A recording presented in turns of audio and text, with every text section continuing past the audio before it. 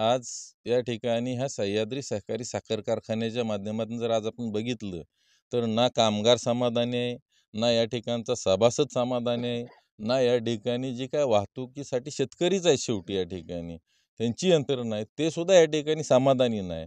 मग कोणच जर समाधानी नाही, फक्त चेअरमन आणि त्यांच्या घरातलीच फक्त समाधानी आहेत आणि सगळी जनता जर या ठिकाणी असमाधानी आहे, तर मी या ठिकाणी सभासदांचं कौल घेणार आहे अगोदर. आणि त्यांनी जर सांगितलं काय ना या ठिकाणी आपल्याला पुढं जायचं आहे, मला सत्ता अजिबात नको आहे.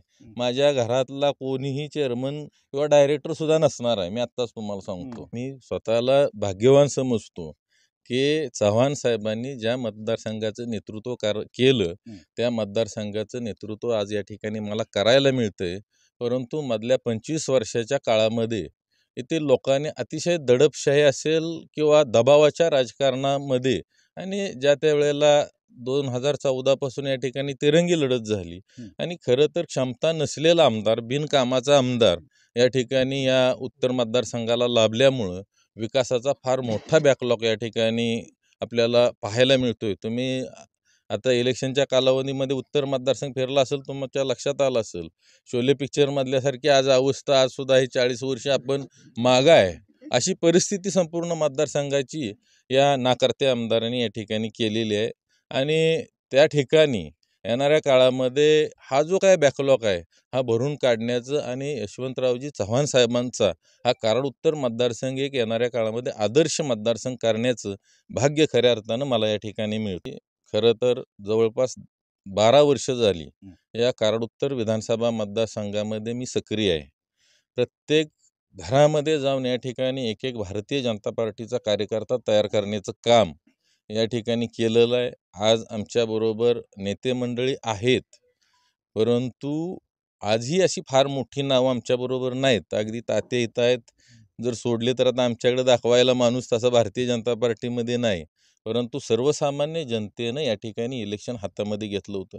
लोकांची भूमिका होती तर एकाच एक इलेक्शन व्हावं आणि त्या ठिकाणी मला संधी मिळावी, एक लोकांची जनभावना होती.